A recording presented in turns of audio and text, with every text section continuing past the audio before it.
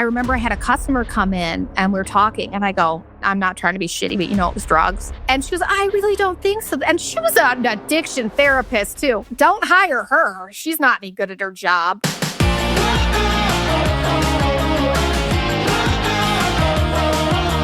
Hello, and welcome to a very special episode of Ma'am Podcast. God, that brings me back to childhood. Do you guys remember the very special episodes of things where someone almost got kidnapped or there was drugs? This one's drugs. I didn't ever get kidnapped, unfortunately.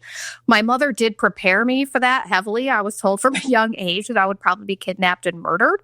So, woo, hanging in there, not kidnapped or murdered yet. So thanks, Mom, for preparing me for nothing. But back to the task at hand. So this picture was taken on January 22nd, 2022. You can see, not good. That was my rock bottom.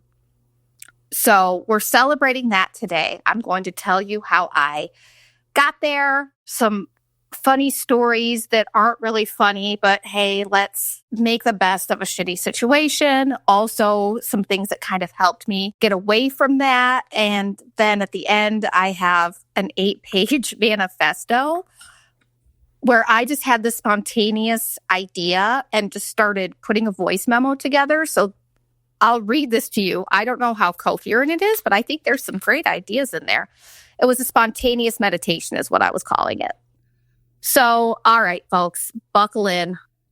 Let's get to the good stuff. I guess I should start. Well, okay. Before anything starts, I was never an addict. Addiction is a very serious disease that you need to be in the care of a medical professional, not some bitch who started a podcast. So if you are an addict, please, for the love of God, go to rehab, get some help.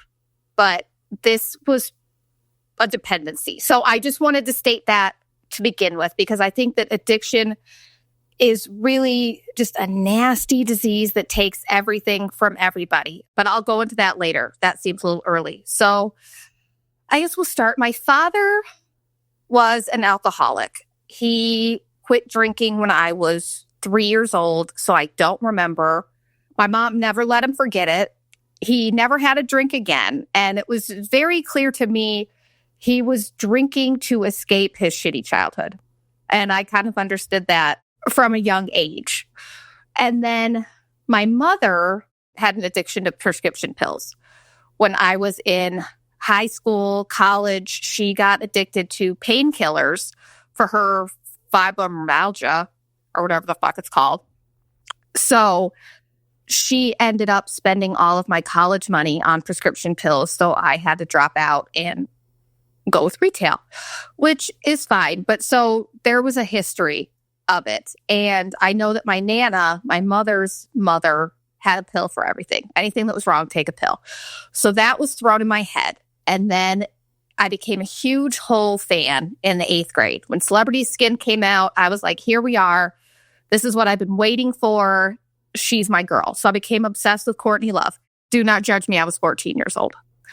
So I was reading her biography and I saw that one of her favorite books was Valley of the Dolls. So I went to a garage sale in Mesa, Arizona and got a copy of Valley of the Dolls. And that was my favorite book. It probably is still one of my favorite books, but there's a lot of heavy shit now with it. And I mean, if you read the book and understand, it's not a happy book. People aren't doing well. But I took that as, well, that's being an adult. That's what you do.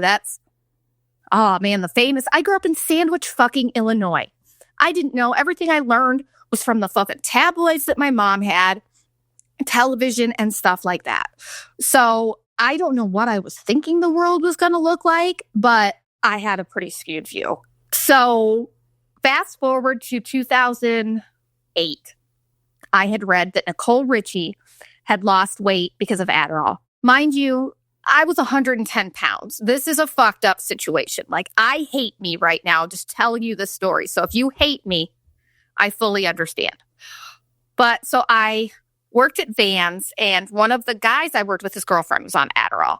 So I was like, hey, I'll pay her some cash to get some Adderall because that seemed like a great idea.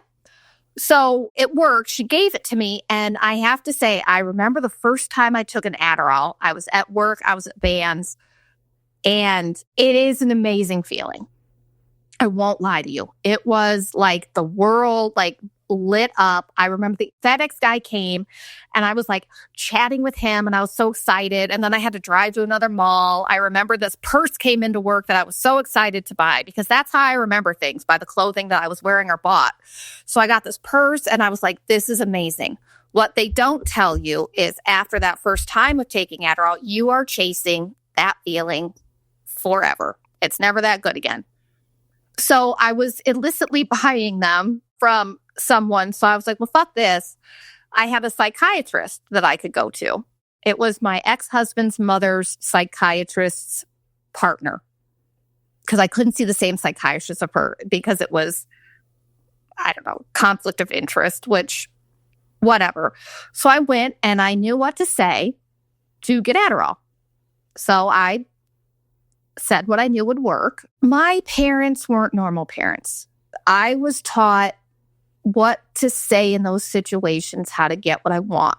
Be manipulative, if you will, which I heard the term ethical manipulation yesterday, and that fucking changed my life. So I love that. But this was not ethical. This was just mama wanted some pills. So I got the Adderall and I was feeling pretty good about it. And then his mom, my ex-husband's mom, had Ambien. And I remember I took one of those because I was having trouble sleeping. And that was like, oh, like the angels came down on me. And I loved it. So I was taking Adderall and Ambien. Ambien I started when my oldest son was probably 7 months old. He was sleeping through the night so I could focus on my sleep again. People will post funny Ambien videos online. And I see them and I understand from a surface level that it's funny. This woman is out in the dark, dragging a leash, thinking she's walking her dog. When you're in it, it's not funny. Because let me tell you, okay, the first time I took Ambien, I remember I was sitting in the bedroom with my husband and I started talking about aliens. And I was like, but I think they're here watching us. And like, out of it. Then I said I had to go to the bathroom and I just kept going to the corner. And he was like, please don't pee on the floor. Please go to the bathroom. And we would have these little moments that were kind of like, haha. And if Drew ever said like, well, Sarah, I don't know, this is kind of weird. I'm like, well, it's prescribed. That was my mantra. It's prescribed. The doctor told me I could have it. So we kept having these incidents where I would go make food. I would leave the burner on. One time, he came in from the bathroom and he goes, oh my God, did you cut your hair? I go, what are you talking about? He goes, there's hair all over the sink. So I go in there and sure enough, my red hair is all over the sink. So I'm like I'm like, what did I do? I got back here. I had apparently just lifted up a chunk of hair and just cut it to the scalp. The only saving grace was I had done it back here so the layers could go over it and cover it. I fucking cut a chunk out of my hair because I was on Ambien and didn't know what I was doing. That in itself should have been a wake-up call, but it wasn't. I one time made a sandwich and put it in a drawer. So the next morning, Drew woke up and there was a sandwich in the drawer.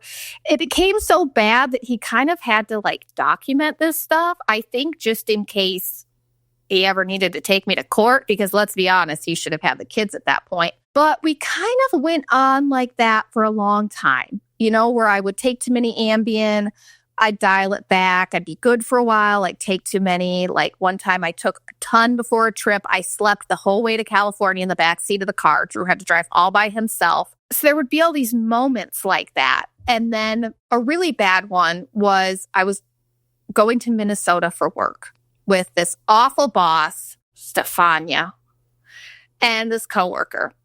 So I hated to fly. I still hate to fly, but my work around that was just to get blitzed out of my mind. So I took a bunch of Ambien. I got on the plane. And when you're on Ambien, it's almost like you're in a dream and things will like come out. And like, I remember bits and pieces, but not the whole narrative. Like, I remember I was sitting on the plane and there's a guy over there and I was like taking pictures because I thought he was cute. Then I went to the bathroom and found that they had tampons and pads and I brought them back. And I was like, there's free stuff in the bathroom, and like threw it on our trays.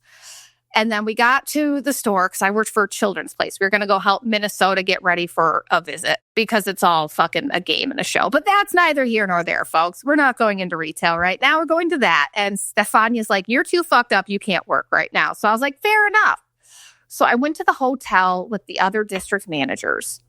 So I got my room. I'm so fucked up at this point, mind you. I get to my room and I'm like, I need ice. So I went out and I got ice.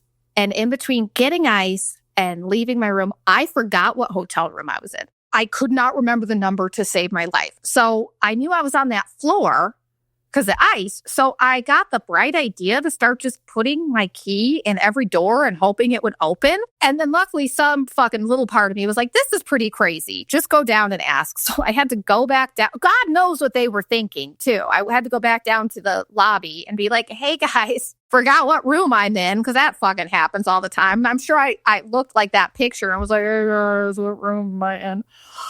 But I also did not tell Drew this story. And now looking back, how fucking terrifying is that? I'm just putting my key indoors. What if a serial killer just opened the door and was like, easy pickings right here? So there are so many situations like that where I'm like, God was looking out for me. I don't even know. I was being looked out for because I should not be here. And that, like I said, that was kind of how it went for a while. Things really got elevated. It was the Ambien and Adderall. And it wasn't good, but it wasn't bad. In 2016, I had my youngest, Beckett. And when he was so wanted. Not that Walker wasn't. Walker was absolutely wanted, but we were 30 years old. We did the nursery. We did, and he was planned and we were trying and all this. And then when he was born, and it was just complications, and he was in the NICU. And then after 8 days, they found his heart condition. And it was one of those where Walker was in the NICU for a few days, but he was only in there when he was born because they had given me medication to lower my blood pressure. Because I was not meant to have children. I almost died both times. We'll go in those stories another time, but I almost died both times. Not meant to be giving birth, clearly. So anyway, Beckett is born. He's having trouble eating. He's having problems. And I was kind of like, in my mind, I'm like, we have NICU babies. I'm ready for 2 or 3 days. So 8 days are there. He's not eating. We're having to have a feeding specialist. And mothers, something didn't feel right. And also you're at this weird time where you just want to will your baby to be better. It's almost like if you can just look at them and talk them into it, you just want them to be better. So she found a heart murmur and came back and said, your baby has a heart defect. We need to transfer him to a children's hospital. And I broke down. I went in the bathroom. I was still talking to my family at this point and thought I needed their support. So I called them and basically just turned into a little kid and was like, I don't know what to do. My husband went in the bathroom, cried, and called his parents. And then we both kind of manned up and were like, this is what we need to do for our kid. And we drove to the Phoenix Children's Hospital, which was a godsend. And I also remember, okay, this is really shitty, but I'm going to tell you guys anyway. There was a baby that was born like 20 weeks early because the mom was doing drugs at a party. And everybody was like, hush, hush, talking about it. The nurses, I was right next to them. So I would go look. And then when this was happening, the grandma of the poor baby that was addicted to drugs was giving me this look. And I was so mad at the situation. And I just remember being like, don't fucking look at me.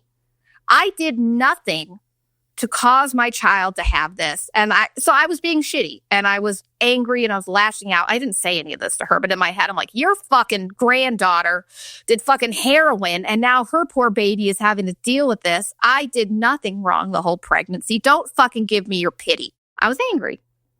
So we go and we find out he has a coarctation, which they called the oil change of heart defects, which is just lovely to hear about your child. And it was just a traumatizing experience because in the NICU at the other hospital, we had our own room. When we transferred over there, it was at night. We're in one big room. There's nowhere to sleep.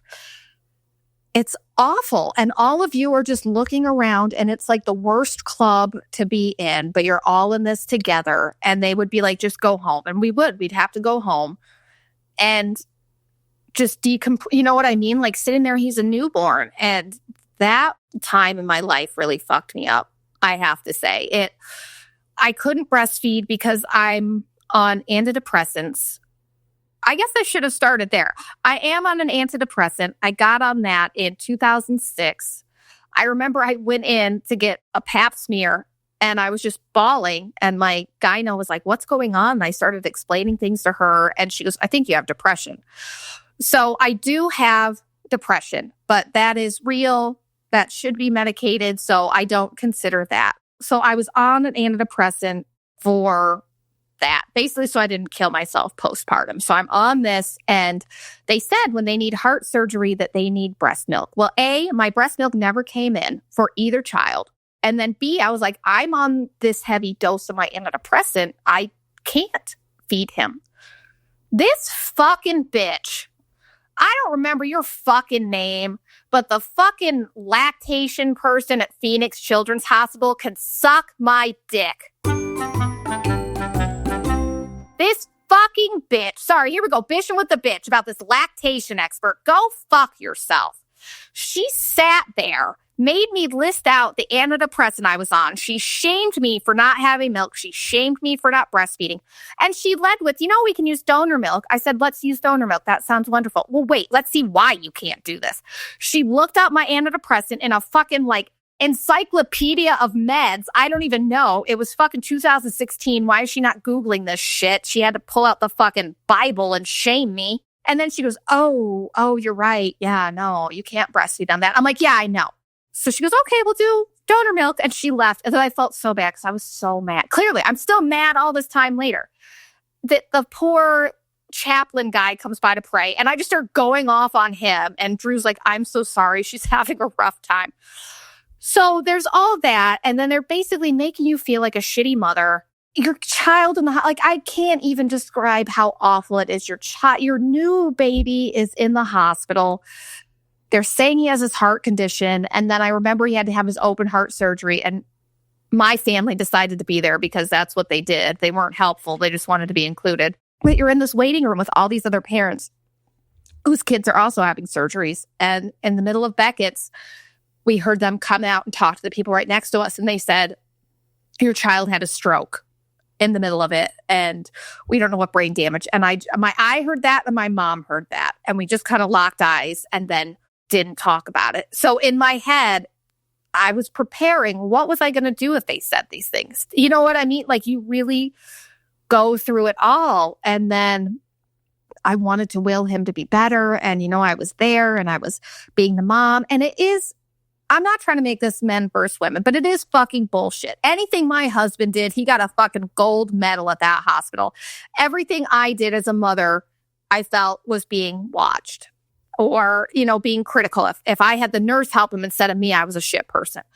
So there is so much shame in the mom community that it's not even funny and it's fucked up. And we really need to change the narrative on this because every kid is different. And I think to be like, well, I do this for my kid. You should do that for your kid is fucking different than their kid. Their kid is different than my kid. It is your job as a parent to figure out the best way that your child needs you to be. There is not one answer. There is not a good mom does this, a good dad does that. I mean, there are. Feed them. Don't beat, But if your kid needs the tablet at dinner, then quit fucking judging people. Everyone is doing the best they can to get through. And you telling a mom that is struggling that what she is doing is wrong and not enough, what does that help except make you feel better about yourself? So next time you mom shame when you're doing that, just think, oh, I'm a judgmental asshole trying to act like I'm better than them. That's all you're doing. So go fuck yourself with that. So he got out of the hospital. Sorry, this is just, whoo. He got out of the hospital and I was having trouble sleeping, even with the Ambien. So I was talking to my psychiatrist, I'm sorry, what a fucking joke. Psychiatrists are legal drug dealers. Bottom line. I was watching An American Greed and it was about like a pain clinic in Florida. And this woman would just write prescriptions and this and that. And they'd be in there for 10 minutes. And they're like, this is just a legal drug deal. And as I'm watching this, I'm like, yeah, no shit. So is every fucking psychiatrist in the US. Have you ever went and visited one? I have many a time. You know what it is? It's 10 minutes. How are your meds working? What do you need now? All right, let me write this for you. And then they'll half-ass throw in like, well, you should get some exercise or you should eat better. But here's the pills. So that's what it is. Like, I could be giving you bad advice. If you want something, go to a fucking psychiatrist. They'll be happy to give it to you. Legal drug dealers. I will never go see a psychiatrist again myself. My antidepressant is prescribed through my general practitioner. That is all I need. So he put me on antipsychotics for sleep. Bipolar medication I was put on to sleep. Saying this out loud to you guys right now highlights how fucking crazy it was. But I was literally so crazy that made sense to me. And I'm like, sweet, I'm going to sleep great. Like, I couldn't get life insurance. I was running into stuff. That was really the beginning of the end, was that psych medicine. Because I put on like 30 pounds. In May of 2019 was really bad. I was on quinapine. And actually before that, quinapine was the first thing he put me on. And I don't even know. I sometimes would take it like candy. Like, so mad at myself. You want to hear biggest shame? Let's talk biggest shame, people, that I did on drugs. My husband had an abscess and he needed to go to the hospital to get it removed. And it was very painful. And that first night we had to sleep in a hallway. And I was like, I'm not going to sleep tonight. I'm going to take more pills. I made the conscious effort to do that. I was so fucked up the next day. My poor husband, in his hospital bed in a hallway, was having to call his parents to pick up the kids, was having to do this and that. He had to arrange that all because I was so out of it. And the shitty part is my parents were defending me. That really should have been a wake-up call for them, as your daughter is not fulfilling her duties as a mother or a wife because of this. And I was told he was being a pussy and insensitive. And I was doing the best I could. Really, they were just enabling the bad behavior because they enjoyed it. So that moment will stick with me for the rest of my life because I let him down. Bottom line, I let him down. And that's tough because I'm going to be honest with you guys. He has never let me or my family down. Never once has he done anything to disappoint us, to let us down. He has never been anything but a stand-up guy. And it was just kind of felt like another example of how I was the fuck up and how it's just tough. And I have to forgive myself now. And I know he forgives me, but there's this wound in both of us that will never go away because of it. And my mother-in-law was really upset with me, and rightfully so. And so fast forward to May, it was my son's birthday. I got lost in Walmart. We have no pictures from this birthday party. I have very little memory. Drew and I got in a fight. I called my mom. He said, you need to go off this. So I went to the psychiatrist and I said, I have to go off this. So he just put me on another antipsychotic, olanzapine. And I was just like, yeah, sure. That was just a bad one. Give me the good one. No, I should not have been on it at all. Olanzapine was the beginning of the end. It happened. I was working, and it was awful. I worked for Phallus, which was like an even more ghetto Ross than Ross is ghetto. And you know that's saying a lot. And I just remember the feeling of dread constantly. I hated that job. I would be in bed. I'd have my district manager phone. It'd be going off. I wouldn't want to look at it because I was avoiding getting yelled at about not doing my job. It was just so awful. And then COVID hit, and it was like a druggie's dream. I could sit at home, take prescription pills, not have anybody notice, just read a book and watch Tiger King. I fucking loved COVID. I was drugged out the whole time. And then I got let go from Phallus, which thank God that fucking company closed down. My boy John and I were the only ones that got out. Oh, John's my war buddy. I love him. So I started working for Tilly's. I was an assistant manager, worked my way back up to store manager. But I was calling out sick a lot. The antipsychotics, I was so tired all the time. And I could barely function. I was driving when I shouldn't have been. I was driving my kids when I shouldn't have been.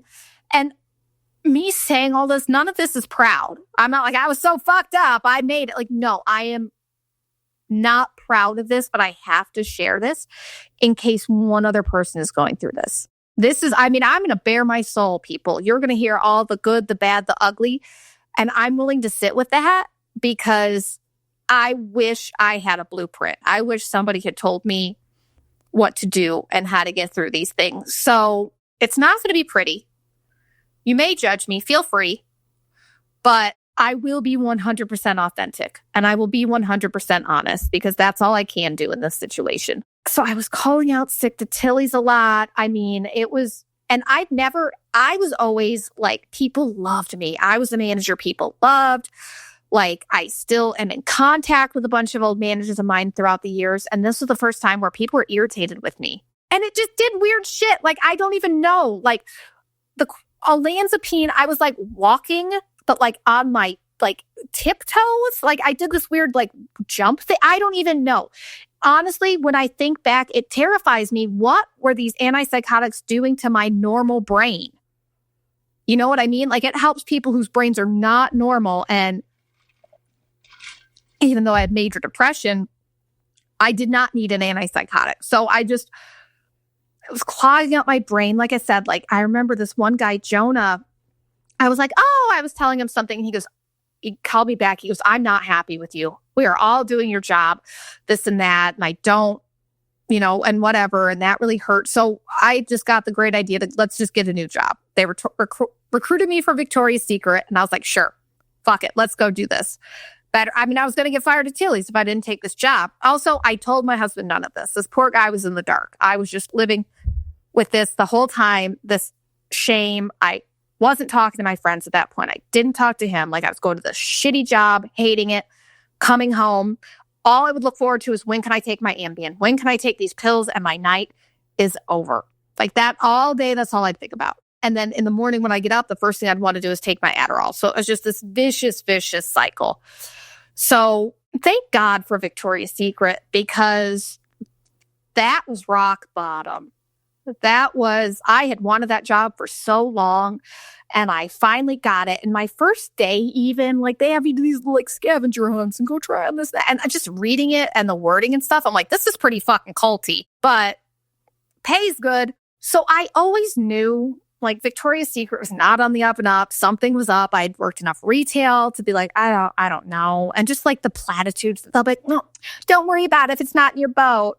Just take care of it. Like, just this fucking bullshit. Like, they went through some fucking course about how to talk to their people to get more work out. Like, it was just bullshit. And then I guess it also didn't help that I had the world's cuntiest assistant manager. That's right, Ashley. You are a cunt. I forgive you because I can't even imagine what it was like to work with me. But I'm going to tell you exactly how Ashley treated me, and I'll let you get your own opinions of her. So I fully understand I was a fucking mess. Like, I look at that picture of myself, all that stuff, I realized, but clearly I was someone that was hurting and was going through something, and she did not care. We had a manager's meeting, and their schedule, for the record, took a fucking day to make. You realize that you're paying so much for Victoria's Secret because they have a scheduling system that's so in depth that they need a manager off the floor for a whole fucking day. Like, it was dumb. So it was, and being on drugs, like, my mind was not working like it should. I couldn't remember anything. I had to write everything down. I couldn't remember passwords. You'd show me 40 steps on how to do the schedule. I can remember maybe 2. at this point. So we were talking and Ashley goes, well, I'll just still do the schedule. I go, oh, thank God I hate doing the schedule. And I said it just like that. This bitch pulls me aside after and she's like, I really don't know why you would say something like that. Like, that was just weird. And that was like a big red flag for me. And I was like, I just don't like doing the schedule. And I thought it was nice that you would do it, but okay. And then her and the other two managers, who were just her little cronies, but they were all mean to me. I would hear them talking shit about me in the office because I would say sorry all the time because I was sorry and I was a fucking hot mess. But I'd hear them in there and she'd be like, sorry. She said sorry again. Like, reliving this, like, what a bitch. Like, I'm working on but you're a fucking bitch. Yeah, you are. And the worst part is, like, she was my age. I think she was bitter that I got the store and she didn't. I hope to God she got the store after I left because that was all that fucking woman had. She had that job and then like a second job at fucking Trader Joe's. She said for the money. I don't even know. I think she had no life and no friends and just that. I don't even know. I don't care. But I mean, yeah, I was a mess. It sucked, but she would treat me like a child. And I just, honestly, the thing I think that makes me the most mad is I let her. You guys don't know me that well yet, but you already know, I think, that I'm not one to keep my opinion to myself. And Drew would be like, why aren't you standing up for yourself when she would say these things? And in my mind, I was just thinking, I cannot lose this job. I know I'm fucking up. I can't lose this job. So I was trying to not draw attention to myself, but I call out all the time. I mean, it was bad. And then Christmas rolled around and I thought, well, let me try to extend an olive branch. Ashley loved Starbucks, had Starbucks all the time. So I got her and the other two managers Starbucks gift cards. One of the managers came up and said thank you and basically kind of told me like the problems they all had with me. And I really respect her for that. The other one just took it and didn't say anything. Oh, Ashley. My sweet, sweet Ashley, left it on the desk for her. Just a little note, Merry Christmas. She storms out of the back there and comes up to me and throws it at me and goes, I don't want this from you. She shit on my olive branch. She just stuck it right up her ass and shit all over it. And then Christmas Eve, I was supposed to be off at 6. The store closed at 6. I was scheduled off at 6. That she did the schedule. So 6 o'clock rolls around. I go, okay, guys, I'm out. You know, I'd planned for my family. And she goes, oh, guys, Sarah's leaving. She doesn't fucking care about us. She's definitely not a fucking team player. Just getting out of here, ready to start her night. And I was broken at this point. I mean, I was fucking a shell of who I was. I just stayed and closed with them and went to my parents' house and was like just telling them all this. And my mother just gave me a music box for Christmas that said, remember who you are and straighten out your crown. In that moment, I needed them to say to me, you don't deserve this. Quit your fucking job. Have some fucking self-respect. Or go in there and fucking treat her like you're the store manager. But no, I wasn't taught that. So it was better. She was going out of town. So that week was probably the best week at Victoria's Secret because she was gone. And also during that week, my husband he was picking up my antipsychotic. And they go, oh, it's $250. He goes, oh, we have insurance. And they go, oh, no, sir, that's with the insurance. So he comes back. He goes, what are you on? And then he started doing research. And he's like, you can't be on this. Like, this is not good. You look like this. So that's about when he took that picture. And I was like, well, cool. I'll just go off it. No problem. You know, like I didn't think. And so she was supposed to come back that next day and I started going through withdrawal. And so I called out sick and basically was like, I started to realize how bad and out of control things had gotten. So I was like, well, I'll go off it. So the withdrawal started and I realized it was withdrawal. And I had called out sick and I remember they were just so irritated. She goes, you're closing. Which for the record, there's another girl who's a mid.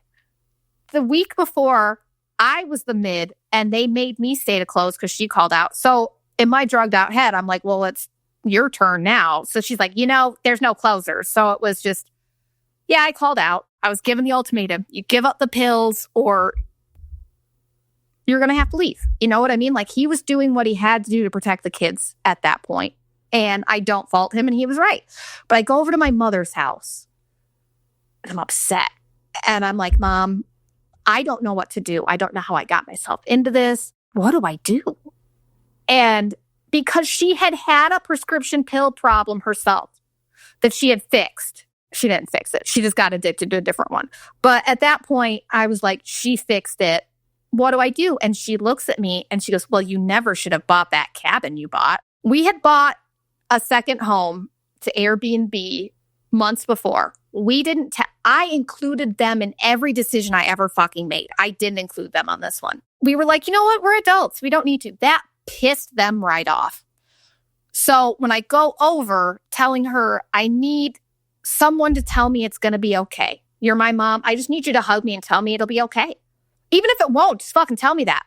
But instead, I get shamed and told you should have never bought that cabin, which is neither here nor there, had nothing to do with the pill problem. I wasn't coming to her talking about money. That's what I got. And then she went over and sat in her lazy boy and said, I just wish I could help you, crying to herself. And so I was kind of like, wow, okay, on my own, I guess. So I went home and called my district manager and said, look, I'm going through something personal. I need to take a leave of absence. And she goes, I'll call the managers. They're not very happy with you right now. I'm like, well, yeah, I'm not very happy with them either. So I went on leave to go through withdrawal. Once again, I was not an addict. I had a dependency.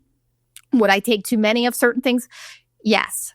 But I never bought them on the street. I never did anything like that. And once I realized that this antipsychotic was affecting my body to the point where I had withdrawal, I wanted nothing to do with it. You know, it was kind of like the wool was pulled from my eyes and I was like, I can't do this anymore. So I go to the psychiatrist to tell him and I'm like, yeah, Drew's going to leave me if I don't. And I shouldn't have put the blame on him. It wasn't his fault. I just should have gone off on it. But then the psychiatrist is trying to push other pills. And I'm like, you don't seem to be understanding me. I don't need more pills. I need to figure out how to live without them. So then he tried to get me to take some experimental sleeping pill that was only through the mail. I don't even know. And it was he gave me a Valium prescription also with the antipsychotic back because I was having anxiety around the hospital with Beckett. And anytime I had to go back in there to take him for an appointment, it really brought back all those bad feelings. So he said, I'll give you Valium, but you have to start seeing a therapist. So I'm like, well, cool. Yeah, I got what I wanted. I'll go see a therapist. So I saw the wonderful Dr. Voss for years, but I was never honest with her. I didn't tell her these things were going on, and it was because I didn't want to get better. I just wanted to be compliant so I could get what I wanted. So, he had me on an antipsychotic, Valium, Adderall, Ambien, antidepressant. I was on a whole litany. And so I just started going off the antipsychotic. I was like, that's done. And the Valium, it was a fucking joke. I didn't take one a day. I would get a prescription filled and it would be gone in 3 days. So I was taking 10. I loved refill day. You can ask Drew. I was like, oh, it's refill day because I would take too many and then I'd have to parcel them out. I was bad. And it sucks too because I had these great relationships with the Walgreens pharmacists. And now I'm so ashamed. I'm ashamed. I'm a different person that I can't fill anything at Walgreens anymore. It's too bad of connotations. And I also don't want to go back there and have to be I lied to you to get whatever I wanted. I'm better now. Trust me now. And withdrawal, withdrawal fucking sucks. I don't. And also, so we had bought the cabin and we're setting it up simultaneously while I'm going through withdrawal. And our cabin was in this town called Overgard. And it is the butthole of Arizona.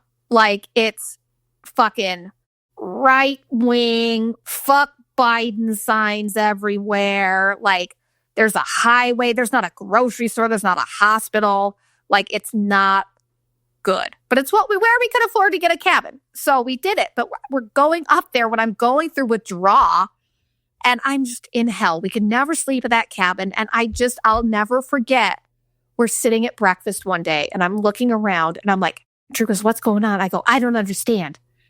how do people do this? How do people like just live life and like find a reason to get up and come have breakfast? Like I could not comprehend how people were living life at that point. And I also can't even really go back there mentally because I'm so far past that. But I just remember I was like, I don't understand how people do this.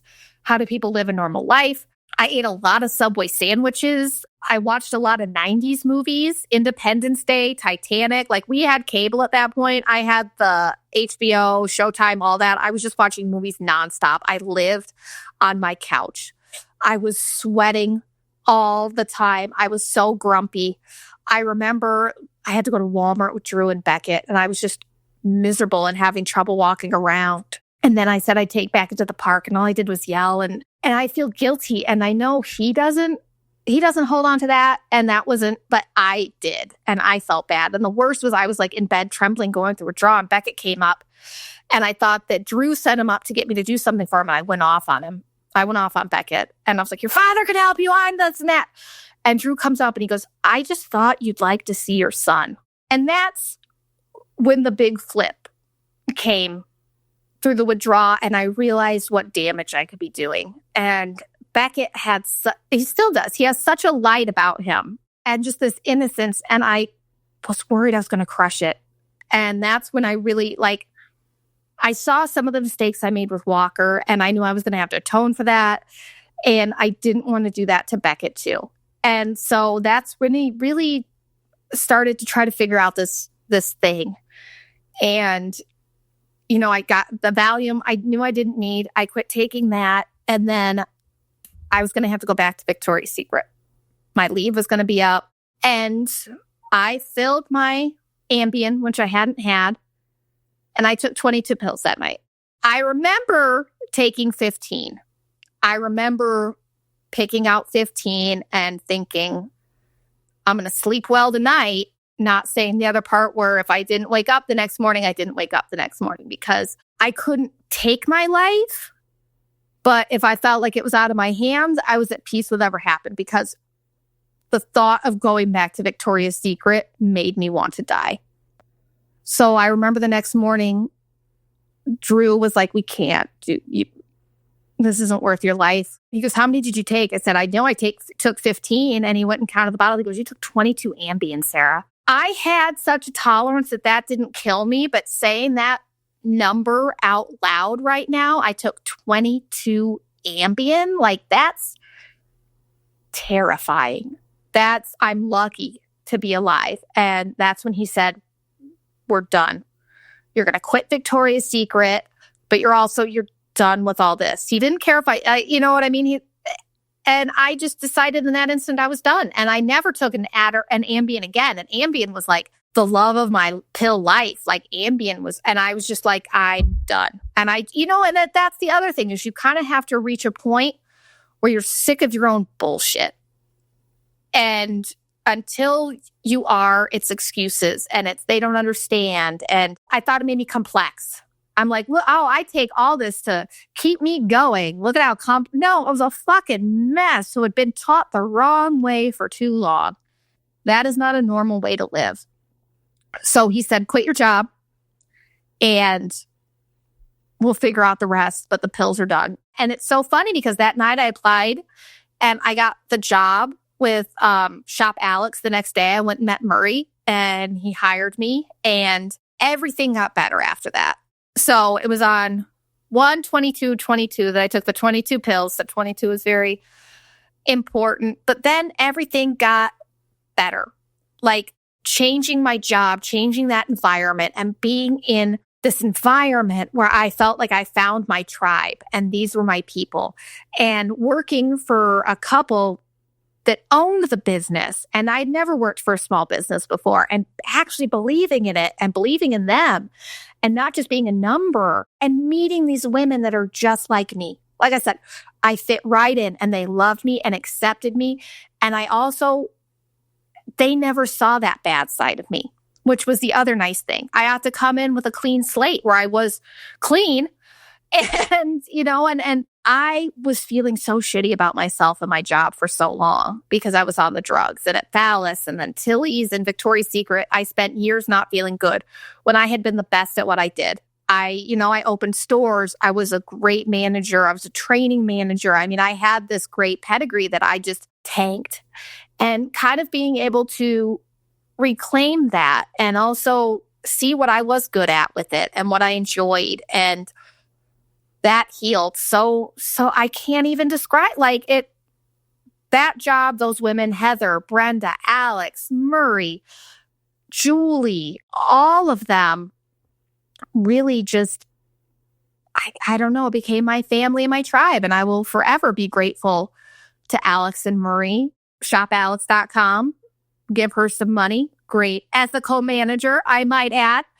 And I have to say, if I ever had to have a job again, I would absolutely go beg them for my job back. I loved them. I loved every minute of it. I just was ready to start my own. And then I also finally got into a sleep study. So this is when things got better. So withdrawal sucks. Do whatever you got to do. I remember too, you go crazy during withdrawal. I was like, maybe I should go get arrested. Weird things go through your head. Like you just don't even know what to do with yourself because what you were doing before doesn't work, but you don't have a roadmap.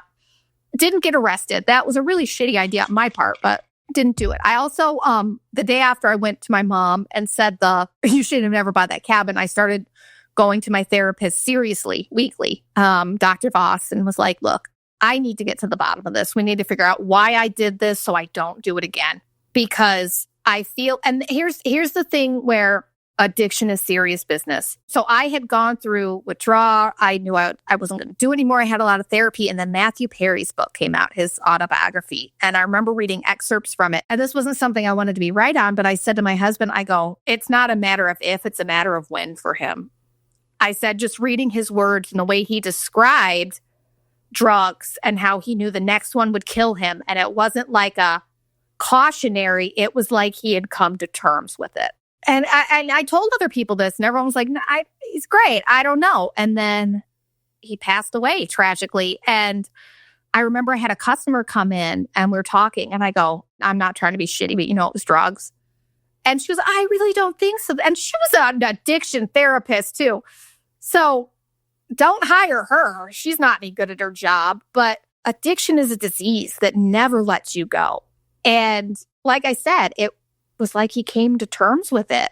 And it wasn't surprising. It was sad, but it wasn't surprising. And I think that we need to be looking at the words that people like that are sharing and how they describe it, because that's very indicative of their mental state. I'm not jonesing to take olanzapine or quinapine. I'm not like, ooh, give me that antipsychotic. I want to feel good. Like I never again. And even the Ambien, I went to a sleep study and he said, your brain works fine. You can sleep. And that was it for me. I've never talked about insomnia again. That was all I needed. And the Adderall, my husband has ADHD. We have Adderall sitting in our safe right now for years, that I haven't touched. I could go take it anytime, but I don't want to. So that's where I had a dependency. And I was using that to medicate something else going wrong in my life. So the key was to go figure out why I was doing that, what led to that, so I would never do it again. Because I was fine. I'm hitting rock bottom, but I was going to be damned if I was ever going to do it again. I was not going to be my mom that went from one pill to another. And so I did. I went and talked to my therapist every week and got through this. And a big life-changing thing for me was, we were talking about my grandmother's funeral. She died when I was 18. My Nana, I loved my Nana. I love my Nana more than my mom. She loved me. She made me feel good about myself. And when she died when I was 18, I took that really hard. And because I was telling Boss, I go, I think I might go visit my grandparents' graves. And I kind of told her about that. And she goes, well, how did your family help you deal with losing, someone you're so close to? I go, they didn't. I go, I remember I went out the night of the funeral with my friends and my parents were mad at me, but I wanted to actually feel better. So I went out with my friends and she's like, no, that's not normal. And I think that all of us that were in shitty situations as children, we need someone to say to us that was not normal, because it really kind of makes you feel like validated in so much that, you grew up in, and you're made to feel, I was the scapegoat in the family. You're made to feel crazy. You're made to feel like you're too much or this and that. And having someone say, you were a child. And that wasn't right. That I feel like changed our relationship and my relationship with my family because it started, I made excuses for them for so long. And it was my family and they love me, even though they pick me apart. And it really just changed the trajectory and let me kind of see things from the outside. That's when we started to notice that my mom was a narcissist and she had lied my whole life. Like, prime example, we didn't like the yearbook teacher senior year of high school. So we were all meeting with the principal. My mom shows up and she starts telling the principal that she had a meeting at our house the night before and all of us girls said X, Y, and Z. And they're all looking at me like, what the fuck is she talking about? We never had a meeting at your house. And I just had to look at them and be like, yeah, just go with it. This is what she does. Like, she had done it my whole life. And then as an adult being like, that's narcissist. And I know everyone fucking says everyone's a narcissist now, but she really is one. My Nana had wanted to be famous. I have pictures of her like vaudeville, roller skates, jump rope. She never made it. My mom was a prolific baton twirler. And this is all things I have facts for, I know, because I saw the pictures. She had trophies spanning my grandparents' basement. And I just remember as a kid being like, I can never compare to that. Like, what am I going to bring to the table? Like, she had that. And then I don't know, she married my dad to make her mom happy, gave up her dreams. So then it was like, I was the bad guy, but then my Nana loved me and it was just so much tied into, I understand why she is the way she is. It just sucks that she is the way she is because I see how wonderful she could have been, and she does. She shines more than I ever could in certain things. But she never believed in herself. And she was constantly looking for that validation from her mother that she was never going to get because my grandmother had not accepted herself. So there's absolutely empathy for her in that situation. I understand how she got there, but also it sucks because I know she's a dyed-in-the-wool narcissist and there is no fixing that. The last time that we all saw her was August of 2022. And my mom was hobbling around. She needed knee surgery. We were hearing about this phantom knee surgery for like a year and a half. So finally we're like, all right, we're going to nail her down. She always changes the subject. We're not going to let her. So I'm outside and she would always make me go outside and smoke with her. And that just meant I had to sit with her while she smoked. It was such a weird dynamic. And she did that my whole life. Like Drew noticed one time I went to the bathroom and my mom was like, where's Sarah? And they're like, oh, she's in the bathroom. She went outside and smoked, came back in. I came out of the bathroom. She had me go out with her for her to smoke again. Like, it was a weird way to get me alone, get in my head. I don't know. So Drew and I went out there to smoke with her and we're going to nail her about this knee surgery. She said it's in February. We're going to go. So she kept going. I just wouldn't drop it. I wouldn't drop it. And finally she goes, what's this? What's this on your face? And as you can see, I have some discoloration. And I had noticed it probably a week before in the mirror and not said anything to anyone. So the minute she said, what's this? I started spiraling in my head. I'm like, how did she notice? I never told anybody. You know what I mean? And I had that internal dialogue. And then she continued to talk to me. And then we were off the topic. And Drew, when we get in the car, he goes, that was masterful. He goes, I just watched it happen. And she got under your skin and then changed the subject so many times. And I was like, yeah, you're right. And we read about it and she's a covert narcissist. And I had thought a narcissist was one that talked about how great they are. She plays the martyr. My mother is the biggest victim ever. She could have been famous if it wasn't for my dad or my brother or I, or, she made all the sacrifices and she did all this. And I am not taking that away from her. But my God, she played the victim, covert narcissist. So that was the last time that we saw them, really. I mean, I got into a fight with my mom about something. I don't even know. We were going to Nashville for work and I had accidentally had a package delivered there. And I got in a fight and I said, because, okay, here's the deal. My brother is 36. He graduated high school and that's where his life ended. He lives with my parents. He's never had a job. He doesn't have his license. He's never had a girlfriend. He doesn't have any friends. Like, they have isolated him. And that's the situation. He's basically her husband. So I said to my mom on the phone, I said, because it was always understood that when she died, I was going to have to take care of my brother, who also is totally mentally fine.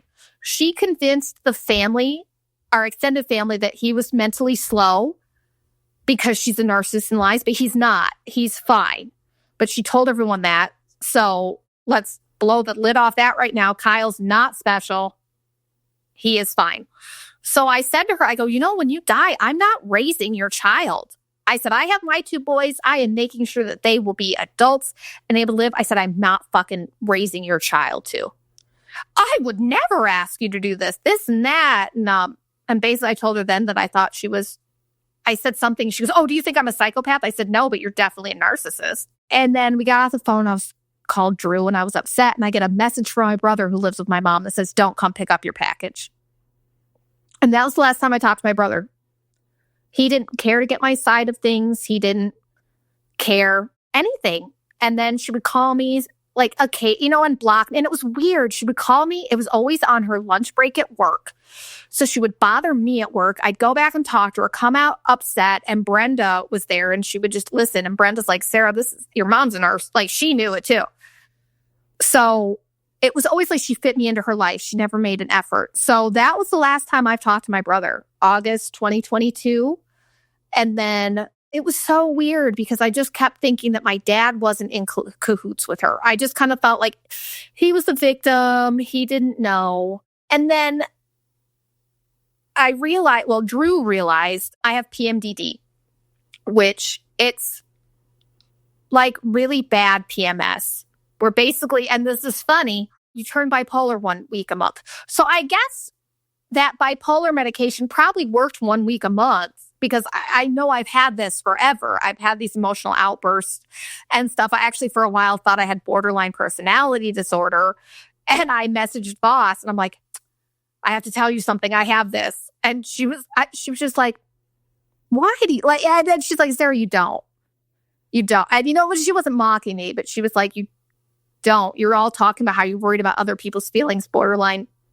They don't care. So the PMDD came out and I was having these explosive episodes.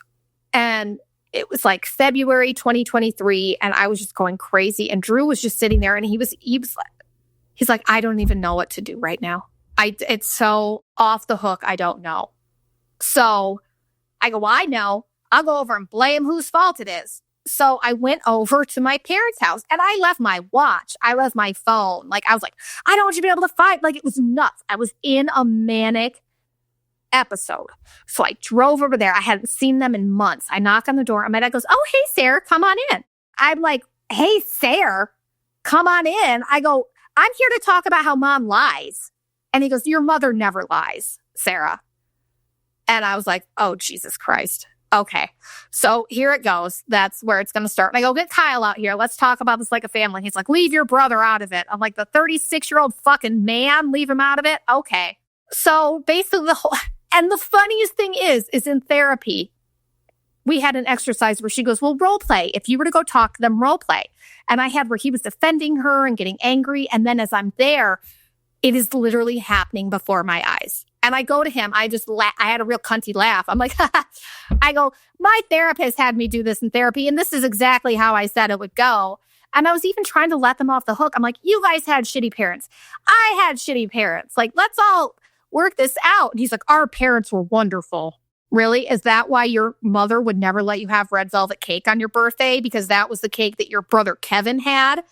And then when she came to visit me, you showed off my house and then bitterly ate a piece of red velvet cake in front of my grandmother and kept talking about it. Like, Carrie Peterson, that is not normal behavior. I love you, but my God, no. Your parents sucked. You sucked. Like, you shit the bed on breaking the generational trauma. No harm, no foul, but my God, at least fucking admit it. And then he's like, well, when did we become such bad parents? And I go, probably when I got clean. They're going to kick my ass for telling you guys this, but you know what? My whole life, I was made to keep their secrets, and fuck that. I'm sick of it. I'm an honest person. You know what my father said to me when I said, when I got clean? He goes, okay, Colleen. Background on the whole Colleen situation. When I was little, my Aunt Colleen was his oldest sibling, and she was always ill in bed. Always ill in bed. I was never given the details. I was like 4 or 5. I think she died when I was 6. But we would watch Dirty Dancing together. And so that movie still, Aunt Colleen, I'll always remember, like, watching that with you. But she died when I was 6, and I was not told how she died. I just heard smatterings. I knew she had a drug problem before, but my mom, and she had like anorexia. Like, there were a lot of issues that were not talked about. And then when I was upset that she was dead, because that was my aunt that I spent time with, and I was telling my cheerleading coach, my mom told me to shut the fuck up, and we don't tell people family secrets. 6 years old, upset about my aunt dying, and I was told to shut the fuck up. That's a family secret. So all this is simultaneously going through my head as my beloved father is taunting me. And I still don't even know what she died of. Might have been drugs. I don't even know. And he's taunting me with that. And I just, honestly, I was disgusted and disappointed. You know, I was just like, my God, what vile human would do this? And then I had to go, oh, that was my daddy dearest. So it ended with me like crying on the couch and being like, I just wanted to fix you. And they're like, wow, we love you. And in the middle of that, I was like, holy shit, I am literally insane right now. Like, I know I'm in the middle of an episode. I am losing it. And I am still the most sane person in this house. And I go, I need to go home and try to save my marriage. So I went home and told Drew everything. And then the next day, my mom felt the need to put papers all over our house, the car, the garage door, our front door, that they made an appointment with an addiction specialist for us to go do family therapy. And it was just so fucking bullshit. It was so treating me like a child. And I called her. I go, Rose, I'm not an addict. First off, that's offensive. And I said, don't ever come put things on my house or my car again where my neighbors can see. And I go, and if honestly, the minute that your husband started taunting me and calling me Colleen was the last time I ever intended to see any of you. So if you're looking for someone to blame, you can blame him. And that was the last time I talked to my parents. They sent the kids spiteful birthday cards that year because when I went over there too, they didn't ask about the kids. And that's what killed me. We went on vacations with them. Walker, our oldest, was over there every other week. Like, they were arguably very much closer to my family than they were to my husband's family. And they were connected to me. So they were bad. And the fact that they never asked about them, even my oldest, he had a cell phone. He goes, Mom, I never blocked them, and they never called. And it just hurt him to no end. And that too, I was like, I cannot let you be around my children if you are this hot and cold. And your love is conditional. Let's be honest. Your love was conditional for me. Your love is conditional for them. I am not raising them in an environment where they think that love is conditional. So I am not going to expose them to you ever again. I'm not a big Kristen Cavallari fan, but she made a quote about her dad and how she goes, I could take it, but I didn't want my kids to take it. And that was very succinctly put, Kristen. Very, very eloquent. Because it is, you put up with it your life, and that's what you accept, and that's your parents. But once you have these souls that you're in charge of, that you want to protect, and you see kind of the hurt that your parents caused you, and I'm going to protect them at all costs, even if it's from their own grandparents. And also, I was really honest with the kids about all of this, and that's what my parents kept saying. I was manipulating them. And that was so offensive to me because all that shows is that they were always manipulating me. and that they think that that's the only way you can function as a parent. Because then they try to say, like, Drew's parents are manipulating me. I'm like, I don't even like his parents that much to let them manipulate me. Like, what are you fucking talking about? Clearly, you were just manipulating me my whole life, and you think that there has to be somebody pulling the strings, and there never was. So we have a lot of conversations with the kids around this because it hurts. Like, I turned 40 in October. And I won't lie, every birthday I hold out hope, thinking they'll reach out. Maybe a card, just something to make me not feel so disposable. Because that's honestly how I felt. And then also in the middle of that manic episode, I looked at my mom dead in the eyes and I said, I know you lie. You will never pull the wool over my eyes again. The look of fear on her face I'd never seen before. And I also kind of knew that was it. I was never going to see her again. She has this masterful manipulation family of her, my dad, and my brother, and it takes all three of them to exist. And I was a scapegoat. I was expendable. I could take that all away from her, and I was the enemy. And that's also that it sucks to sit with, knowing that just being born and being who you are made her resent me so much. It's all like, I've gone to so much therapy. I've analyzed it all. I know that I really hope my grandmother genuinely loved me, but more than likely I was a pawn. And I was used to make to show my mom, oh, well, your daughter's good enough, but you aren't. Like, it's just this fucked up dynamic between the two of them that I was just put in the middle of. And I want no part of it. I can love parts of them while also holding extreme disappointment in them. And I'll hear people still talk to their narcissist parents and just the trouble and this and that. And in my head, I'm always like, just fucking quit talking to them. And I know that's easier said than done because it sucks. It does. I miss them every Christmas. This Christmas, I watched, my dad and I's movie, Immediate Family.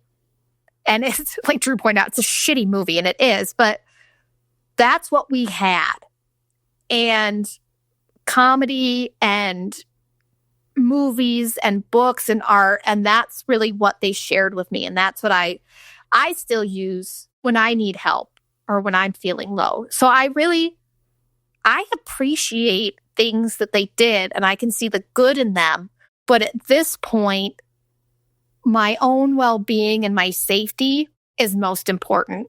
And that's what I have to focus on. There's more about that. I have a whole little manifesto that I made. But let's take a little aside right now, and let's talk about what really helped me. So, therapy. Everyone should be in therapy. Even if you think your parents did, there's just things you don't know. And it really helps you learn and understand yourself better. This isn't just blame your parents, but it learns why you make certain decisions and what kind of is the process of that. Also, Viktor Frankl, which is so funny. I was looking into being agnostic, and I saw his book and I read it, and it really changed. It was called The Will to Meaning, and it really changed my life because it just kind of showed trusting in the universe and just taking it. You need to read it yourself just to see how life-changing it was and how it started to kind of change how I looked at the world. And then I was still having some trouble sleeping, so I got on the Calm app, and that's where I kind of got introduced to meditation. And I also found Christy Ann, who had a nighttime warm down workout. So I was doing the workout to help me sleep. And then I kind of started making modifications, and I realized that I was doing like Pilates moves, and I was getting in pretty good shape. And she really opened, because you hear so much of depression. They're like, go walk, go exercise. And I'm like, yeah, give me the pills. I'll go do that. They were so right. I was wrong. Getting outside and walking. My morning walk is the best thing I do for myself. I drop my son off at school. I come back and I walk the neighborhood 2 miles, sometimes up to 4. But just getting out in nature and just getting that sunlight and setting my clock and just having that time to myself to just listen to the music I want to listen to or run through things in my head or think about what I'm going to talk about on this podcast or books or friends or whatever. And that's my time. And that is something that I'm really proud of that I started doing, was working out. And I even worked out with Christiane. I'm going to have her on here to talk about her business. It's so amazing. Her yoga, her therapy, everything. But at the very least, check out the Calm app. It's free. Do a minute of meditation. And then once I started doing that, the Calm app, that led me into transcendental meditation. So I listened to the podcast Tell 'em Steve Dave religiously during the drug years. Like that, I didn't talk to my friends. I was so embarrassed. I was a shell. I turned into my mother. That's the bottom line. I fucking turned into my mother, the one person I said I was not going to turn into. So no wonder everyone hated me. She has no friends. I turned into her. But so all I had was this podcast. I just listen. And one of the guys, Q from Impractical Jokers, talked about how he's going to do transcendental meditation and how his business manager mentioned it. And it's really good. And they were like mocking it. I was like, haha. And then years later, getting into the meditation and remembering that, I was like, oh, my husband's an author. Maybe we should try it. And so we went. And I'll admit it, I was looking around. They have all these like, oh, this helps this and this. And I'm looking around the walls and I'm like, yeah, right. Anything too good to be true is. So very skeptical. You know, it was more for him. And in my life now, it will be pre-TM and then post-TM. I mean, I have a list of probably 40 things in ways that it helped my life. But like after the pills, I had these weird things. It was almost like my brain would get caught in loops from it. And like I was like scratching my head manically. And once I started to TM, it stopped it. I had no trouble. Like I was still working on the sleep and stuff, and that just solidified it. And that really, it helped me. It helped me in so many ways. It helped me. I don't stress. I have these tools in my toolbox. We have more episodes coming where I talk to Matt Dixon, who's an advanced teacher in TM. And I'm not trying to recruit anyone for this. This is just what helped me the most. So, I mean, take it with a grain of salt. If it works, great. But if not, don't. And then that's also when it made me the best version of myself. And that's kind of what I think meditation does, is it really makes you the best version of yourself. And then I just started to get confident in myself again, you know, and that's kind of what drugs do. They rob you of who you are and your potential. Because I mean, I was a badass and you weren't going to tell me anything growing up. And then I lost that from like the age of 24 to 37.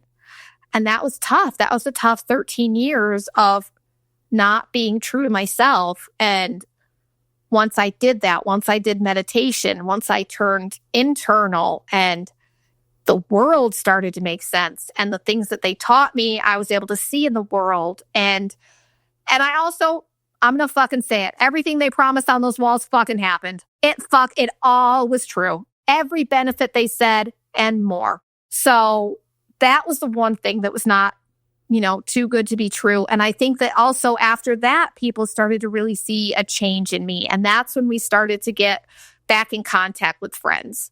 I did, as soon as I started going through withdrawal, I reached out to my best friend, Megan, which I've mentioned, you've seen pictures, and my friend, Maggie. And those two were there unconditionally. They listened to me bitch and moan about it all. And they were just there. And that's in that moment too, that's sometimes all you need is just someone to listen to your bullshit and love you unconditionally. And those two, without them, I don't know, they really helped the friends game. And then we reconnected with all of our friends. And that was huge. And I also, I mean, after the job shit and stuff. And I was scared to put myself out there. And I started going to the HOA meetings and I ran and I got on. And that helped me so much. I know people fucking talk shit about the HOA, but I genuinely care about this neighborhood and I care about the people in it. And we've lived here for over a decade. And I felt kind of like I wasn't doing my part for so long because I was just on drugs and I didn't get involved in the community. And now I want to do those things and I want to be a part of that. And that's the good and bad thing is during the drug years, I pulled in so much and didn't talk to people and didn't do this and that.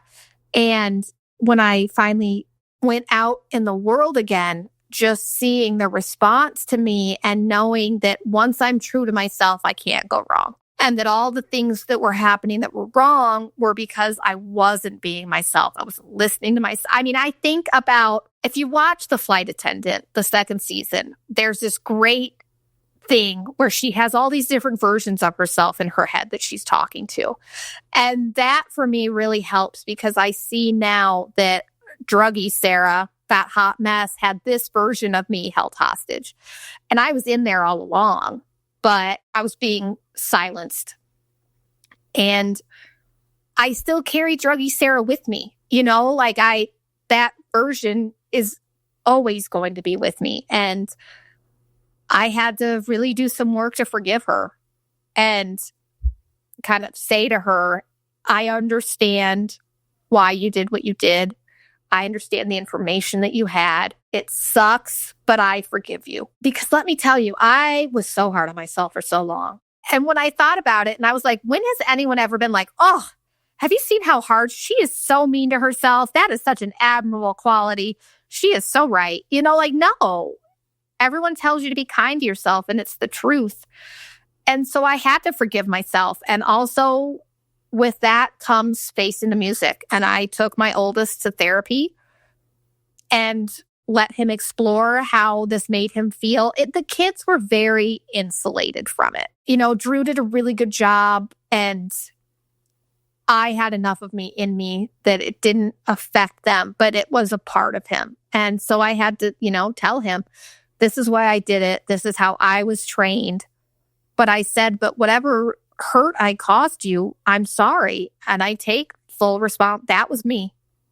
That was me that did that to you. And I said, and I will atone for that as long and as often as you need.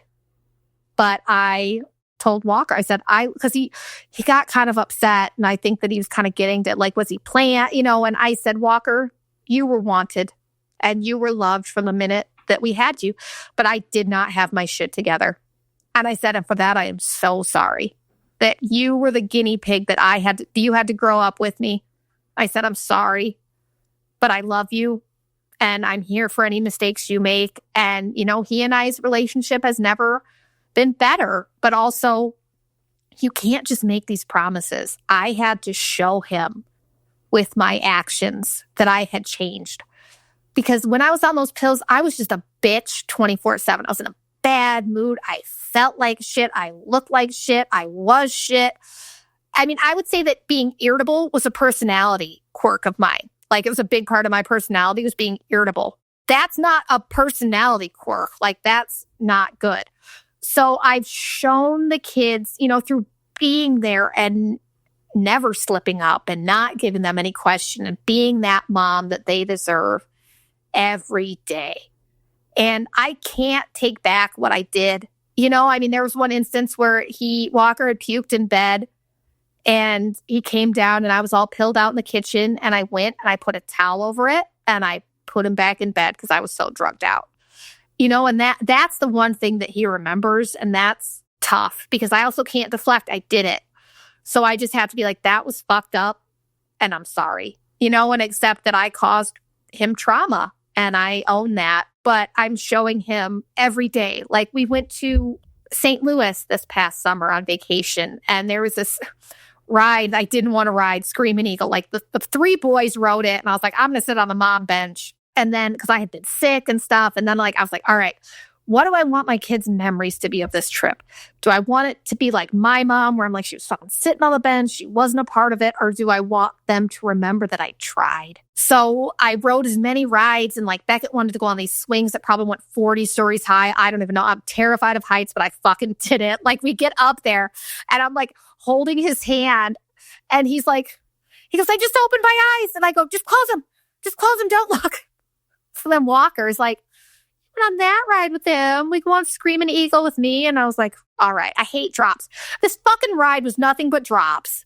I'm sitting next to him. He throws his arm out. I grab him and I'm like, you lied. You said this was one drop. This is nothing but drops. And then he's a teenager. So I'm like, are you wearing deodorant? You smell. And he's like, now is not the time for that. And, but and when we got off, I was bruised up and they were laughing, but that's the memory that they'll have. And even if it was like, man, mom got on this ride and she was not fucking happy and she was like yelling, but I did it and I showed up for them and I said yes. And that has been what I really wanted to show them after this, is I feel like I made a lot of empty promises on those drugs. Yeah, I won't do this, I won't do that. And I did it all. And I will never go back to that again. And I will make sure that my actions match what I say. Also, we got off the hamster wheel.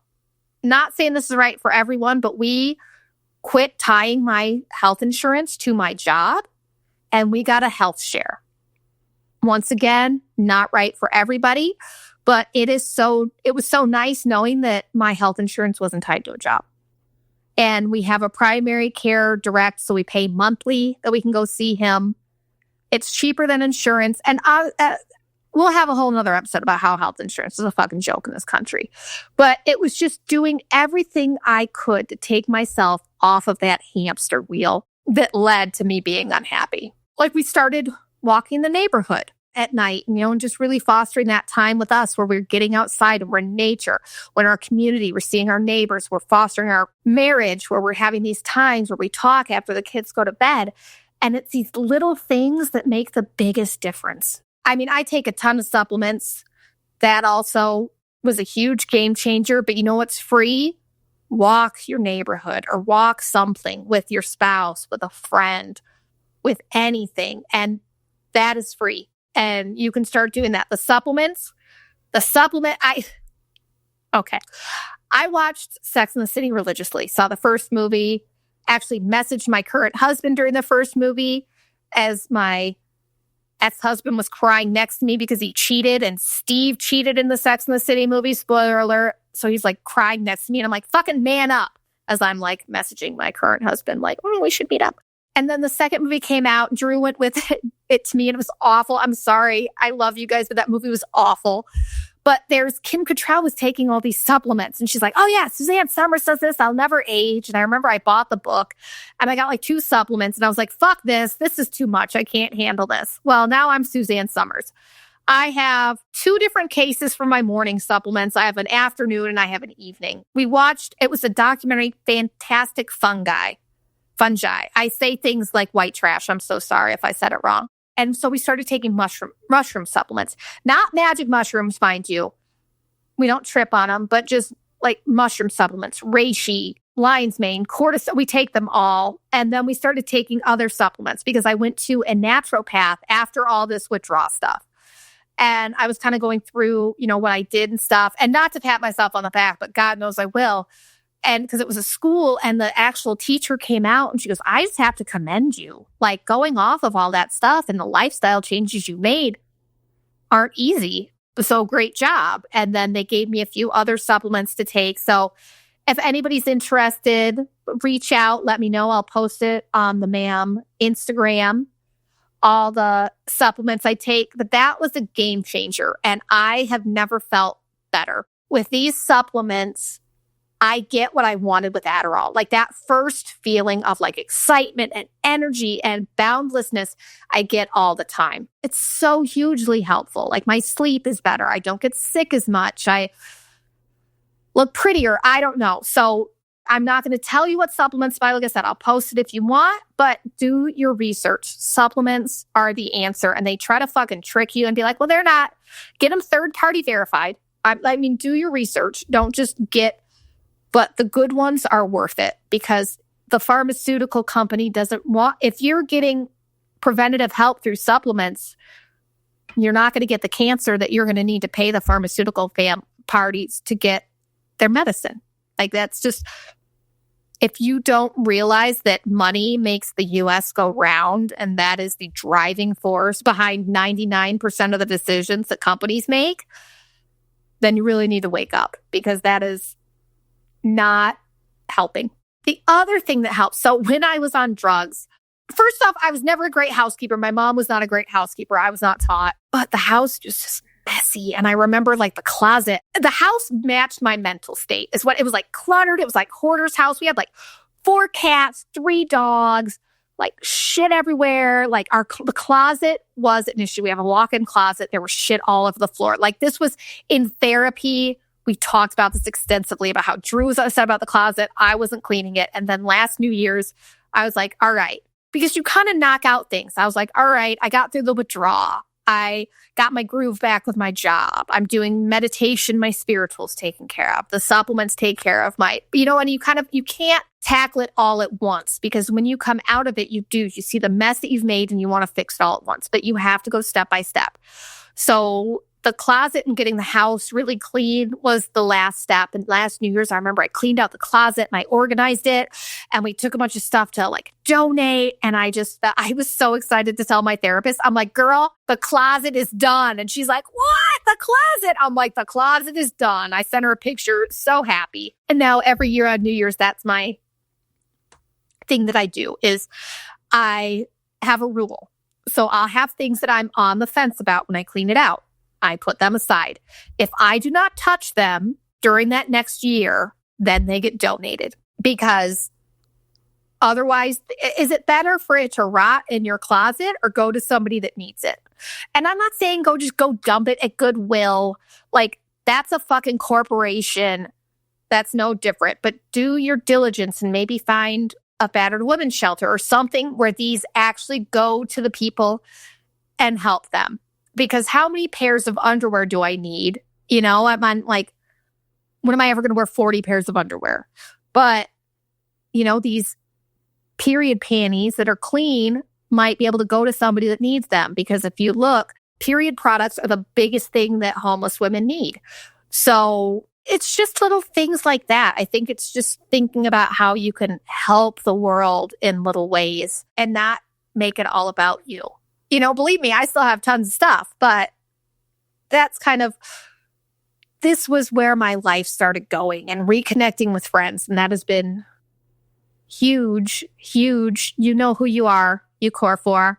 You know who you are, top tier. I had this fantasy where I was going to be famous and I was going to have like viewing parties, kind of like a Rocky Horror Picture Show. We were going to dress up and this and that. And not famous, never going to be famous, but I can have these parties with my friends. And, my 40th birthday was great. And we had this awesome Christmas party this year that we're going to do annually. And because I would sit in therapy, this is so embarrassing, but I would sit in therapy and be like, I don't have any friends and my friends are going out without me. And, and she said at the time, she was, well, Sarah, you don't know who's planning this stuff. And she was so right, because I realized the one that was the planner was me.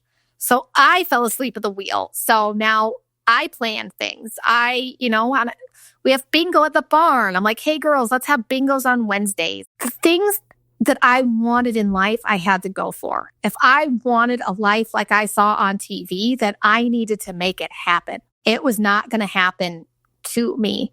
So I had to reach out to the friends. I had to be the one, because it's tough. We have kids, we have jobs, we have careers, we have mortgages, we have ailing parents. We have so much on our plate as being the sandwich generation that we have to go for it. This is the life that you're given. And I don't think waiting around for anything is a good use of your time.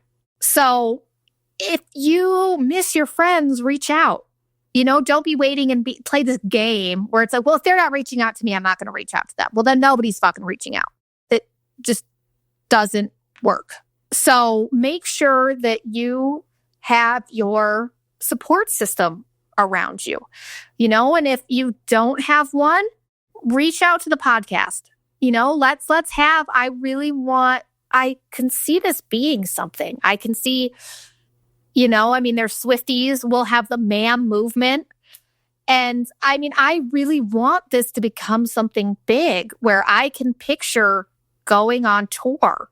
And, every city having the friends that are the listeners submitting their funny stories. And I will, pick the best one in that city and invite you up on stage. And we can have a community of women that are like us and unlike us, but we all have that common goal of wanting to belong and support each other.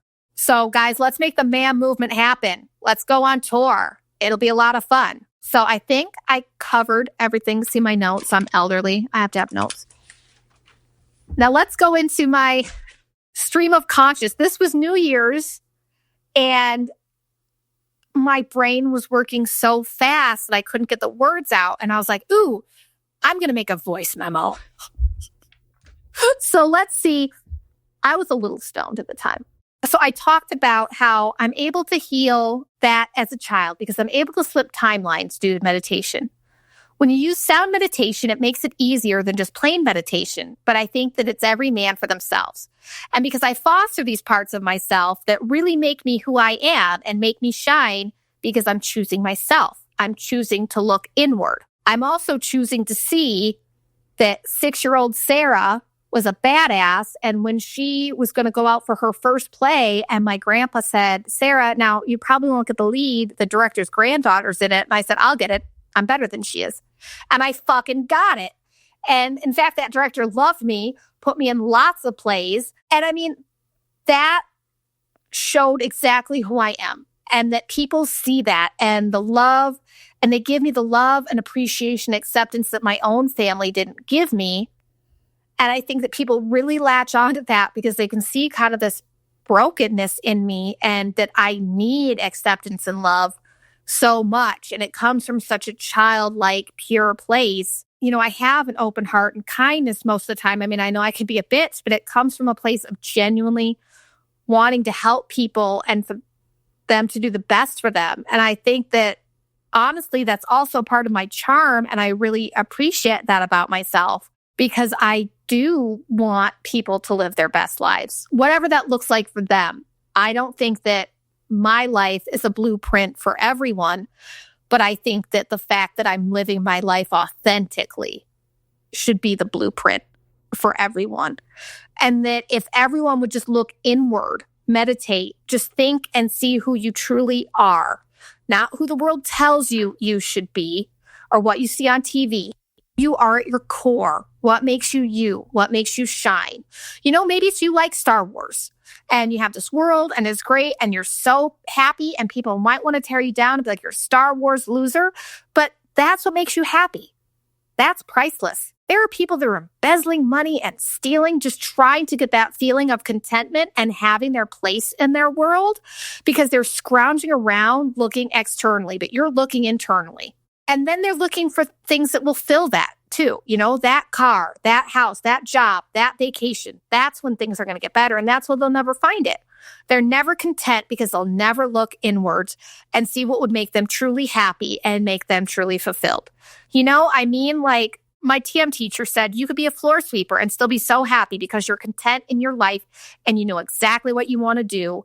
And you know, maybe you just want a job that's 9 to 5. You go clock in. That's what you do to get money. And then you go home and you have great hobbies. And that's who you are. That's what makes you tick. Because what you do doesn't define you. Who you are defines you.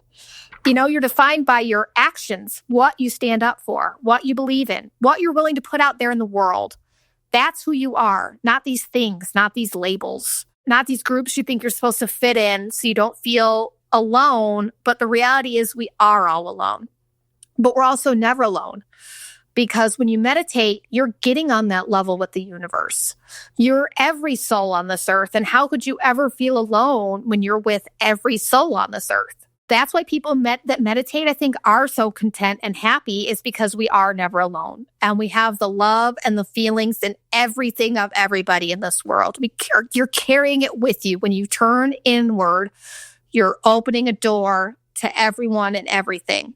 And I think that, you know, religion, I like to say they're all wrong or not, you know. I think that meant that religion tells you like certain things are wrong and certain things are right. I hope that's what I meant with that. And it said that God made us in his image. And I think that when people hear that, they think that he means human, you know, man, white a lot of the time. But you're missing the message there. It's more that he's all of us. You know, the absolute God, whatever you want to call it, is all of us.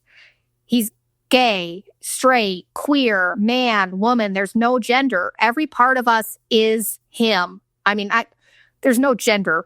I'm just going to say him. The one, because it's everything. It's everything, infinite wisdom. Everything. It's limitless. It's all of us here are just pieces of that. That's how it all fits together. I'm a straight white female living this life. That is what defines me. That is all a part of this universe. Someone that is gay, trans, whatever, that is a part of our universe. They're not bad or wrong. They're literally a part of God. And by you judging them, you're judging God. And the people that do the most judging are the ones that purport to be the most godly. So failed that assignment. And I'm not trying to put religion down. I'm really not. I'm just saying that if it feels like it doesn't work for you, then maybe listen to alternative words. You know what I'm saying? And see if this makes sense. Maybe some of what I'm saying is your path. Maybe it's not. I'm just trying to share my experience, share exactly what happened to me through my actions, and you can do with it what you will. Like, maybe I'm a fucking quack. Maybe I'll change your life. Be neutral. Just lurk. Put it in the back of your brain and maybe think about it someday. Like, that's how it works with the TM, where I listened to the episode where they made fun of it. And then years later, I was like, oh yeah, they mentioned that. I should look into that. But I want to help people in a way that these pieces of my life that I figured out for myself might help you figure out something about yourself. And it need to be exactly what I'm doing. It's a variation of this that works for you. You tweak it, some people do workout tapes exactly how it is. Some people tweak it. It's whatever works for you. When you modify it, that's what makes us us, and that we're on our own path, is that there might be things that will work for all of us, but in what capacity? We might not agree on all of it because that's not our path, but we're also not on the same path. We all have a common goal. We all want to join the universe at absolute and have that infinite knowledge. And all of us are in one line trying to get there. And that's what people are missing, is we are shoulder to shoulder. Some people want to say that they're wrong, that theirs is the right way, but there's many ways up the mountain. And the reality is we are all shoulder to shoulder on this planet, all trying to live our lives and find out while we're here. I really want to focus on saying things about people this year like they're doing the best they can. It doesn't let them off the hook and say that it's not fucking stupid, but it acknowledges that they're another human and they have an experience going on that I know nothing about. I don't know what they're dealing with at home. I really don't, and it's so true. You say, like, they might have flipped you off in your car because something bad happened at work and it has nothing to do with you. And I know that this will help me a lot because I definitely think the world revolves around me and everyone's thinking about me all the time and they're cutting me off. And they're like, oh, let me get her. Like, no. So in me saying this also, I need to learn to give people more grace. When I take it so personally, they might be getting divorced from their husbands. I don't know, but I need to stop adding to the problem. There's so many variations like this. And I think that I need to start taking a deep breath and focusing on myself and the good in my life and giving other people grace that might not have those good things. And how much would they kill to have these good things? Like maybe they would kill to trade lives with me. So why don't I give them grace of not kicking them while they're down? Because that's all you're doing when you pick people apart. You're kicking someone when they're down, whether you know it or not. And nobody deserves that. We all make mistakes. We all fuck up. And our impulsive things, we make mistakes. It all goes back to psychology, and that these things that shape us in childhood, now we act out. And that inner child is what you need to foster and heal. The great gift is that you can heal your inner child, because we're probably never going to get apologies from our parents. I know I never will. So in a meditation, once again, I sound like a quack, but it fucking happened. It was a floating sound bath. And I went and I imagined talking to every version of myself, because 6-year-old Sarah with those balls of steel is with me all the time. And I had to apologize to her and say, I'm sorry. I'm sorry about how you were raised. I'm sorry that your parents weren't who they needed to be. But I can be the parent that she needs now. And I can make sure that she is heard and that she is respected. And in doing that, I also carry her with me everywhere I go. So I have that childlike wonder and this, and they're like, oh, people should grow up. No, you should never grow up. You should never grow up because you should always have those pieces with you. I have 6-year-old Sarah with me everywhere I go. I have 18-year-old Sarah who is living her best life and all these different versions, even druggy Sarah. I take her with me and I give her a hug and I say, it's okay. You did the best you could and you made mistakes, but also I thanked her because she had the bravery to stop this, to say, I don't want to live this way anymore. And the unknown is terrifying, but it's better than this. So it's not letting myself off the hook by any means, but it's being able to see the good and bad in myself and appreciate that and understand that these are all facets of my personality, that I'm not just an adult now. They're all still here. I also now have the insight into why my parents made the decisions, the circumstances that they were raised in and how that shaped them and their parenting choices and their life choices and how they couldn't overcome certain things, and it sucks. It sucks because I can see their full potential. I can see what it could be, and I see that they could have been amazing.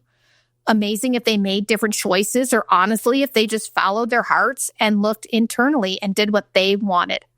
Instead, my parents did everything everyone else told them to do, and it didn't make them happy. And it breaks my heart because I know that they didn't have to do that and that we could be a family and happy. And I would so much prefer to be with my birth family, So I think maybe I hold on to, in some ways, the universe this happening. But I mean, I guess it's a lot of talking. But if you take anything from this, it's just reflect a little bit every day. Close your eyes for 1 minute, just start with that and then see what happens. If the thoughts come, the thoughts come. But the act of just closing your eyes and relaxing will actually change your life. Like I said, I have spontaneous meditations now where these moments come, and these kind of insights come. Like, don't argue, share your opinion. And also, opinions aren't facts, people. They are treated like facts. They are not. Your opinion is based on your life experience, what you've been through, and the conclusions that you have come to. That is it. I'm not saying that's not a valid argument, but your opinion is not a fact, and you should not live your life acting like it. That's why I don't think that we should gatekeep happiness. Like, this world isn't black and white. And I feel like the people that just see it in black and white are missing all the beautiful colors of the rainbow. And that's when they can't forgive. That's when you cheated, you're bad. You did this, you're bad. You should be canceled. When really we should be looking at people and giving them the grace. We've all made mistakes. We've all done things that we could probably be canceled over. But would you rather be like, I tore them down? Like, ooh, I really got them. Like, that's how you want to live your life? Like, I don't know. I always knew who I was. And my parents made me question that or told me who I should be. And when you're drifting from who you are, that is when unhappiness settles in. Successful people commit suicide all the time because we've been indoctrinated into thinking that certain things will bring us happiness and they're all external. And the truth of the matter is external factors can never make you happy. Or we're told we'll take pills that'll make us happy or have less anxiety. There's a $1 billion industry in keeping us on edge and medicated. This is the truth. It is, if you look at the way that America works. We are on this gigantic hamster wheel and we need to get off. The message is right and we are all in this together. We just have different values, but we're still human. And all decisions are conclusions, like I said, based on your life circumstances. So instead of saying they're wrong, get curious and find out why someone came to that conclusion. Judgment really is the true thief of joy and the biggest divide between all of us. And when all you do is judge without contributing to the world, you're missing the whole point of being alive. And by my belief system, those people will be right back here making the same mistakes again unless they look inside and live their true purpose. I know I've talked a lot, 2 hours. Sorry, guys. This is if you ever listen to one episode of this podcast, please listen to this one, because after COVID and after I got off the pills, I was like, I know that there is going to be an epidemic, that how many people were prescribed anxiety medicine, all that stuff, they couldn't sleep. There is going to be a problem. So I am here to tell you that it's okay. It's going to be okay. You will be okay. You just need to stay true to yourself and what you want and will make you happy. And also make sure you never buy that cabin, kids. That is the biggest downfall. Buy that fucking cabin. Everything's over. I'm sorry. I had to, Mom. I do love you, but my God, you're a hot mess. Call to action. I would just love to hear what you guys thought about this, what hit for you, what didn't. That doesn't mean I'll change anything, but I am genuinely curious to know who or what this might help. But above all, I want to thank each and every one of you that helped me get here, that got me healthy, that got me strong, made me believe in myself again. That was the biggest, because when you don't believe in yourself, how can you expect anyone else to? Remember, everyone, make today your bitch.